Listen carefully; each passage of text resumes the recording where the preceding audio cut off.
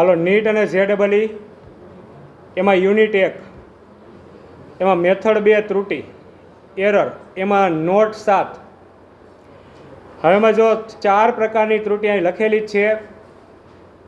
એક નિરપેક્ષ ત્રુટિ, એક સરેરાશ નિરપેક્ષ ત્રુટિ, ત્રીજું સાપેક્ષ ત્રુટિ અને ચોથું પ્રતિશત ત્રુટિ.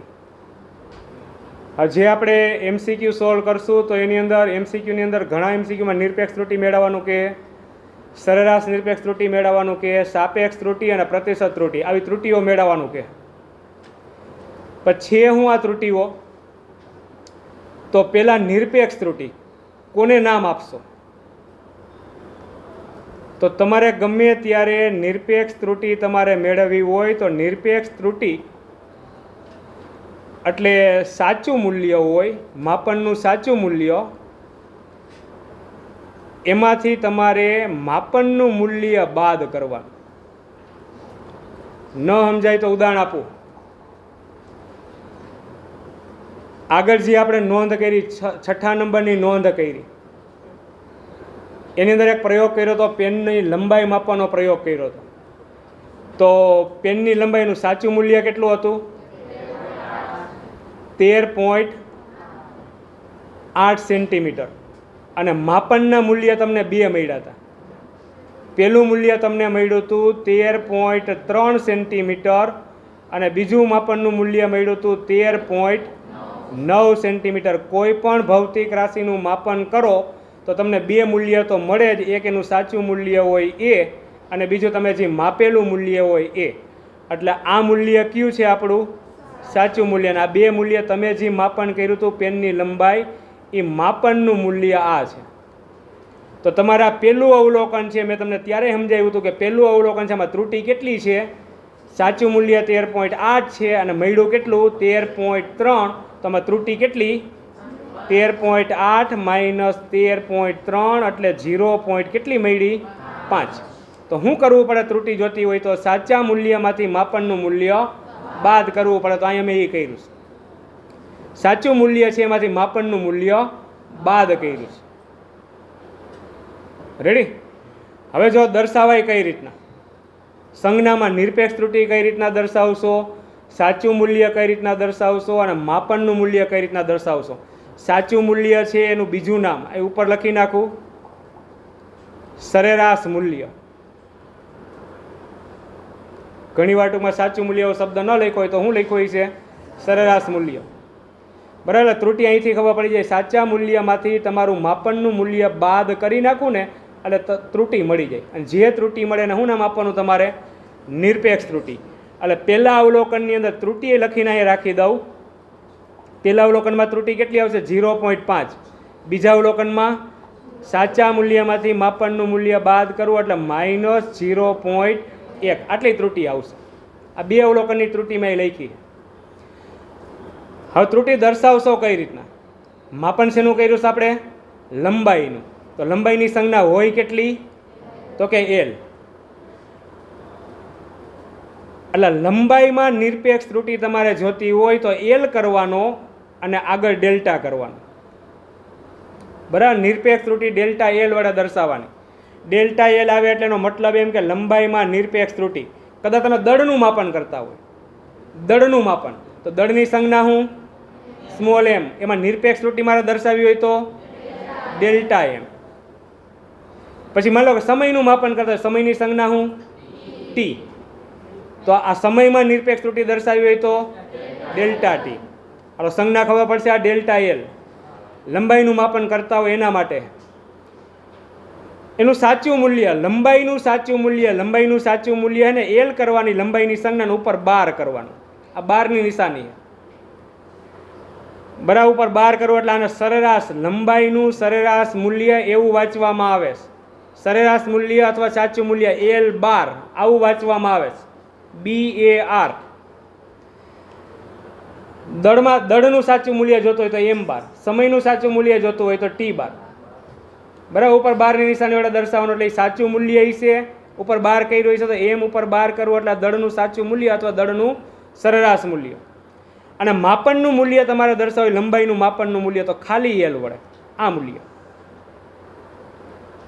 બરાબર. ઉપર 12 ન હોય એટલે માપનનું મૂલ્ય હોય, ઉપર 12 હોય એટલે એનું સાચું મૂલ્ય હોય, અને ડેલ્ટા એલ હોય એટલે લંબાઈમાં નિરપેક્ષ ત્રુટિ હોય. હાલો સમજાય સંજ્ઞા બધી? પછી માની લઉં કે હું તમને દળની વાત કરું, હું એમ કહું કે હાલો દળનું માપનનું મૂલ્ય તો શું હોય છે? સ્મોલ એમ. દળનું સાચું મૂલ્ય m12, અને દળમાં નિરપેક્ષ ત્રુટિ તો ડેલ્ટા એમ.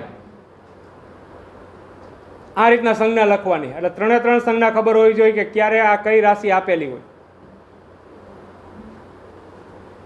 હાલો એક નિરપેક્ષ ત્રુટિ હવે આપણને મેળવતા આવડી જાય. અહીંયા આ મળી જ ગયું. આવું હું તમને કહી દઉં કે એક ભૌતિક રાશિ લંબાઈ, ટૂંકમાં એક પેનની લંબાઈનું સાચું મૂલ્ય 13.8 છે અને માપનના મૂલ્ય 13.3 અને 13.9 મળે છે. તેમાં નિરપેક્ષ ત્રુટિ ખાલી જગ્યા હોય તો પહેલા અવલોકનની નિરપેક્ષ ત્રુટિ કેટલી હોય? 0.5, અને બીજા અવલોકનની નિરપેક્ષ ત્રુટિ કેટલી હોય? -0.1. નિરપેક્ષ ત્રુટિ મેળવવાની કઈ રીતના? સાચા મૂલ્યમાંથી માપનનું મૂલ્ય બાદ કરવાનું. તો જો અહીંયા આ સાચું મૂલ્ય એટલે L12 કહી દો છે ને, L12 એટલે L12. માપનનું મૂલ્ય એટલે L, પણ માપનના મૂલ્ય 2 છે એટલે પહેલામાં Lની જગ્યા પર L1 કર્યું, બીજામાં L2 કર્યું. તો પહેલા અવલોકનની અંદર L1માં નિરપેક્ષ ત્રુટિ એટલે ડેલ્ટા L1 કહેવાય, બીજા અવલોકનમાં નિરપેક્ષ ત્રુટિ એટલે ડેલ્ટા L2 કહેવાય. આ રીતના નિરપેક્ષ ત્રુટિઓ દર્શાવાય. એક જ નહીં મળે, એક કરતાં વધારે મળશે. જેટલા માપનના મૂલ્ય તમારી આગળ રહેશે એટલી નિરપેક્ષ ત્રુટિઓ મળે. અત્યારે મારી આગળ માપનના મૂલ્ય 2 છે તો નિરપેક્ષ ત્રુટિ 2 મળી. માપનના મૂલ્ય 3 હોત તો નિરપેક્ષ ત્રુટિ 3 મળશે. એટલે ગમે ભૌતિક રાશિનું માપન કરતા હશે એમાં જેટલા માપનના મૂલ્ય હશે એટલી નિરપેક્ષ ત્રુટિઓ તમારી પાસે હશે. મેળવવાની સાચા મૂલ્યમાંથી માપનનું મૂલ્ય બાદ કરવાનું. અત્યારે લંબાઈનું માપન કર્યું છે એટલે માપનનું મૂલ્ય L વડે દર્શાવ્યું છે, લંબાઈનું સાચું મૂલ્ય L12 વડે દર્શાવવાનું, અને લંબાઈમાં નિરપેક્ષ ત્રુટિ છે ડેલ્ટા L વડે દર્શાવવાની. હવે એના પછી બીજો શબ્દ આવે છે મારી આગળ, સરેરાશ નિરપેક્ષ ત્રુટિ ગણવાની કોને? તો સરેરાશ નિરપેક્ષ ત્રુટિ કોને કહો? આ જેટલી નિરપેક્ષ ત્રુટિઓ મળે તમને એનું શું કાઢી નાખવાનું તમારે? સરેરાશ. આ રે નિરપેક્ષ ત્રુટિઓ કેટલી મળી તમને? 2 મળી. એનું સરેરાશ. સરેરાશ એટલે શું કરવાનું? જેટલી કિંમત હોય એ કિંમતનો શું કરવાનો તમારે? સરવાળો. અને છેદમાં શું કરશો? 2. પર ઋણ લેવાનું નથી, અહીં માના અંકમાં લખવાનું, બધી કિંમત પ્લસ જ લેવાની. અહીં સરેરાશ કાઢવા ટાણ બરાબર માઇનસ આવે તોય તમારે માના અંક એટલે કેવી લેવાની છે કિંમત? 0.1 પ્લસ. સરેરાશ કાઢવો હોય તો જેટલી કિંમત હોય એટલી કિંમતનો સરવાળો, અને જેટલી કિંમતનો સરવાળો કર્યો એટલી કિંમત છેદમાં 3 હોત તો આવી કિંમત આપણી પાસે ઉપર 3 સરવાળો છેદમાં 3. તો આ નિરપેક્ષ ત્રુટિઓ હતી.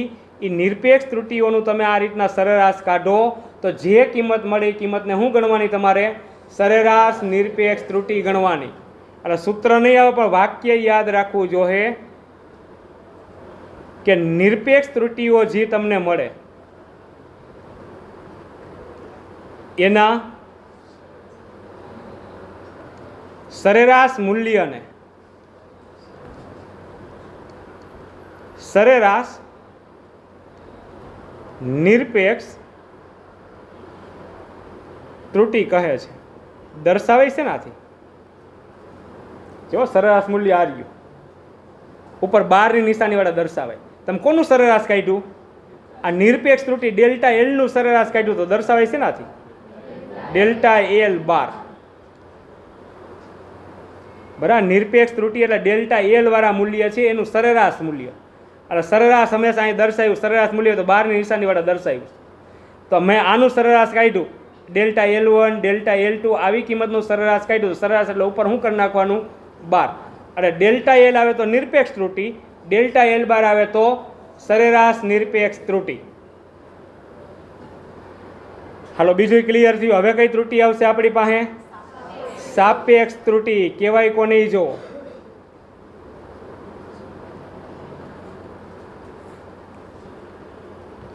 ટૂંકમાં 2 મૂલ્યનો ગુણોત્તર. ક્યાં 2 મૂલ્ય? એક સરેરાશ નિરપેક્ષ ત્રુટિ ડેલ્ટા L12. કઈ કિંમત લેવાની તમારે? ડેલ્ટા L12 એટલે સરેરાશ નિરપેક્ષ ત્રુટિ. અને સાચું મૂલ્યનું, સાચું મૂલ્ય એટલે છે ને દર્શાવ્યું L12. આનો ગુણોત્તર લઉં ને તો આને સાપેક્ષ ત્રુટિ ગણવાની. આ ગુણોત્તરને કઈ 2 કિંમત છે ઉપર? ઉપર છે તમારી આગળ સરેરાશ નિરપેક્ષ ત્રુટિ અને નીચે શું છે સરેરાશ મૂલ્ય અથવા તો સાચું મૂલ્ય. કા સરેરાશ મૂલ્ય કયો અને કા સાચું મૂલ્ય કયો, આ બેનો ગુણોત્તર લ્યો તો એને સાપેક્ષ ત્રુટિ કહેવાની છે. શેમાં સાપેક્ષ ત્રુટિ? તો કે લંબાઈમાં. તો સાપેક્ષ ત્રુટિ દર્શાવાય ડેલ્ટા વડે. બે ડેલ્ટા છે, આઈ ડેલ્ટા છે ને આઈ ડેલ્ટા છે. વળી વિચારતા નહીં કે થોડીક વાર આને ડેલ્ટા કહીએ, થોડીક વાર આને ડેલ્ટા કહીએ. બરાબર, બે સંજ્ઞાઓને ડેલ્ટા જ વાંચવામાં આવે છે. ઠ નથી, ડેલ્ટા. બરાબર, સાપેક્ષ ત્રુટિ ડેલ્ટા વડે દર્શાવવાની. શેમાં સાપેક્ષ ત્રુટિ મેળવી તમે? તો કે લંબાઈમાં. તો ડેલ્ટા એલ કરવાનું. ડેલ્ટા એલ એટલે લંબાઈમાં સાપેક્ષ ત્રુટિ. તો શું કરવાનું તમારે? ઉપર લંબાઈમાં સરેરાશ નિરપેક્ષ ત્રુટિ મૂકવાની, નીચે લંબાઈનું સાચું મૂલ્ય મૂકવાનું. જે કિંમત મળે એને સાપેક્ષ ત્રુટિ અથવા તો આંશિક ત્રુટિ તમારે ગણવાની. પછી બીજું છે મારી આગળ પ્રતિશત ત્રુટિ. પ્રતિશત એટલે ટકાવારીમાં ત્રુટિ. તો ટકાવારીમાં ફેરવવાની એ ત્રુટિને. ટકાવારીમાં ફેરવવું હોય તો 100 વડે ગુણવા પડે અને ટકાવારીમાંથી કાઢવું હોય તો 100 વડે ભાગવું પડે. આ 50% હોય, ટકાવારીમાં મારે દૂર કરવું હોય તો ભાગ્યા શું કરવું પડે? 100, 0.5 થાય. ટકાવારીમાંથી કોઈ કિંમત મારે કાઢવી હોય તો 100 વડે ભાગવું પડે અને ટકાવારીમાં રૂપાંતર કરવું હોય તો 100 વડે એને ગુણવું પડશે. તો આ જે ઉપરની ત્રુટિ મળી ને, ઉપરની ત્રુટિ સાપેક્ષ ત્રુટિ, એને ગુણ્યા 100 કરી નાખો એટલે શેમાં ફરી જાય? ટકાવારીમાં. અને ટકાવારી એટલે પ્રતિશત ત્રુટિ થઈ. અંગ્રેજીમાં પર્સન્ટેજ કહેવાય, હિન્દીમાં પ્રતિશત કહેવાય અને ગુજરાતીમાં ટકાવારી કહેવાય. રેડી? એટલે પ્રતિશત એટલે હિન્દી શબ્દ હે ટકાવારીમાં ત્રુટિ માગી છે. તો ઉપરની ત્રુટિ જે સાપેક્ષ ત્રુટિ આવી અને શેમાં ફેરવી નાખવાની? ટકામાં. આલા સાપેક્ષ ત્રુટિ ડેલ્ટા એલ બાર છેદમાં એલ બાર એટલે કઈ ત્રુટિ મળશે તમને? સાપેક્ષ ત્રુટિ. અને ગુણ્યા શું કરી નાખવાનું? 100. એટલે ટકાવારીમાં ફેરી. તો આ ત્રુટિને તમારે નામ આપવાનું છે પ્રતિશત ત્રુટિ. હાલો, મેળવતા આવડી જાય ચારે ચાર? બરાબર. તમારા છેલ્લી પ્રતિશત ત્રુટિ મેળવવાની કે ને તોય તમારા બધી મેળવવી પડે. આ મેળવવું હોય તો ડેલ્ટા એલ બાર તો મેળવવું જ પડે. તો એલ બાર અહીંયા આવશે અને ડેલ્ટા એલ બાર અહીંયા આવશે. છેલ્લી બેમાંથી ગમી તમને સાપેક્ષ ત્રુટિ કહે તો આગળની બે તો મેળવી જ જો. પ્રતિશત કહું તો આગળની બે તો તમારે મેળવી જ જો. હાલો, 3 પ્રકારની ત્રુટિ થઈ. નિરપેક્ષ ત્રુટિ માગે તો સાચા મૂલ્યમાંથી માપનનું મૂલ્ય બાદ કરવાનું. મેં તમને આગળ સમજાવ્યું, પ્રયોગ કર્યો લંબાઈ માપવાનો, પેનની લંબાઈ માપવાનો. બરાબર. એટલે સાચા મૂલ્યમાંથી માપનનું મૂલ્ય બાદ કરવાનું. સંજ્ઞાઓ લંબાઈમાં નિરપેક્ષ ત્રુટિ ડેલ્ટા એલ વડે દર્શાવાય. લંબાઈનું સાચું મૂલ્ય એલ બાર વડે દર્શાવાય. લંબાઈનું માપનનું મૂલ્ય એલ વડે દર્શાવાય. અને આ નિરપેક્ષ ત્રુટિઓ જેટલી મળે, જેટલા માપનના મૂલ્ય હશે તમારી પાસે એટલી નિરપેક્ષ ત્રુટિઓ તમને મળશે. એ નિરપેક્ષ ત્રુટિઓનું સરેરાશ કાઢી નાખું તો જે કિંમત મળે એને સરેરાશ નિરપેક્ષ ત્રુટિ કહેવાય. અને આનું સરેરાશ કાઢ્યું છે એટલે ડેલ્ટા એલ બાર વડે દર્શાવવાનું. પછી આ સરેરાશ નિરપેક્ષ ત્રુટિ ડેલ્ટા એલ બાર અને એનું સાચું મૂલ્ય એલ બાર, એ બેનો ગુણોત્તર લઉં તો એને લંબાઈમાં સાપેક્ષ ત્રુટિ ડેલ્ટા એલ કહેવામાં આવે છે. અને આ સાપેક્ષ ત્રુટિ છે અથવા તો આંશિક ત્રુટિ છે એને ટકાવારીમાં ફેરવી નાખવું એટલે એને ગુણ્યા 100 કરી નાખું. જે કિંમત મળે એને પ્રતિશત ત્રુટિ કહેવાનું અને ટકાવારીમાં મળશે. હાલો, 7મા ક્રમની નોંધ અહીંયા પૂરી.